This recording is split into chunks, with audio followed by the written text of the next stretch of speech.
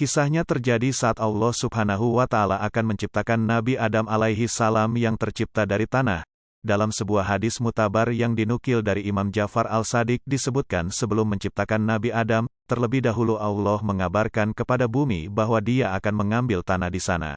Hai bumi, aku akan ciptakan manusia dari saripatimu. Sebagian mereka ada yang taat kepadaku dan sebagian lainnya durhaka kepadaku.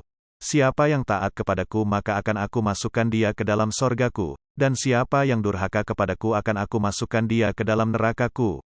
Mendengar ini, bumi mulai cemas dan diliputi kekhawatiran. Hal ini pula yang dialami oleh malaikat, golongan yang tercipta dari nur atau cahaya ini juga mempertanyakan keputusan Allah tersebut. Mengapa engkau hendak menjadikan khalifah di bumi itu orang yang akan membuat kerusakan padanya dan menumpahkan darah, padahal kami senantiasa bertasbih dengan memuji engkau dan menyucikan engkau. Allah berfirman, sesungguhnya aku mengetahui apa yang tidak kamu ketahui. Setelah informasi ini disampaikan ke bumi, maka diutuslah malaikat Jibril untuk mengambil tanah di sana. Namun, bumi menolaknya dan tidak memperbolehkan malaikat mengambil tanahnya. Diriwayatkan dari As-Sudi, dari Ibnu Mas'ud, dari seorang sahabat Rasulullah, mereka bercerita, Allah mengutus malaikat Jibril ke bumi untuk mengambil tanah dari bumi, namun bumi menolaknya. Bumi pun memelas dan menangis kepada Jibril, ia bersumpah dengan nama Allah bahwa ia tidak sanggup menanggung beban manusia di bumi. Demi Allah, aku berlindung kepadamu dari utusanmu, agar engkau tidak mengambil sebagian dari kami jika nantinya akan menjadi penghuni neraka. Mendengar itu, Jibril tidak kuasa mengambil apapun dari bumi, lalu kembali kepada Allah dan menceritakan alasan bumi yang bersumpah dengan keagungan Allah bahwa dia tidak memiliki kesanggupan untuk menanggung azabnya. Allah lantas mengutus dua malaikat sekaligus yakni Mikail dan Israfil untuk turun ke bumi mengambil tanah. Lagi-lagi, bumi melakukan hal serupa dengan bersumpah membawa nama Allah.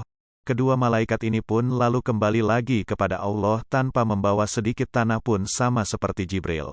Allah kemudian mengutus malaikat Israel. Namun, malaikat ini tidak seperti dua malaikat lainnya. Karena ia tidak mempedulikan bumi agar tidak mengambil tanahnya, ia langsung memukul bumi dengan pedangnya dan bumi pun bergetar ketakutan. Lantas malaikat Israel mencabutnya segenggam.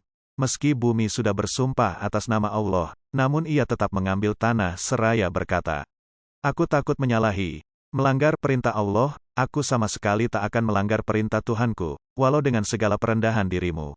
Ketika Israel mengambil paksa, mencabut sebagian dari bumi, bumi pun menangis merasa kehilangan tanahnya. Namun Allah berfirman bahwa apa yang sudah diambilnya dari bumi sebenarnya akan dikembalikan ke bumi. Kemudian Allah berfirman kepada bumi, sesungguhnya kelak akan aku kembalikan kepadamu apa yang aku ambil darimu itu.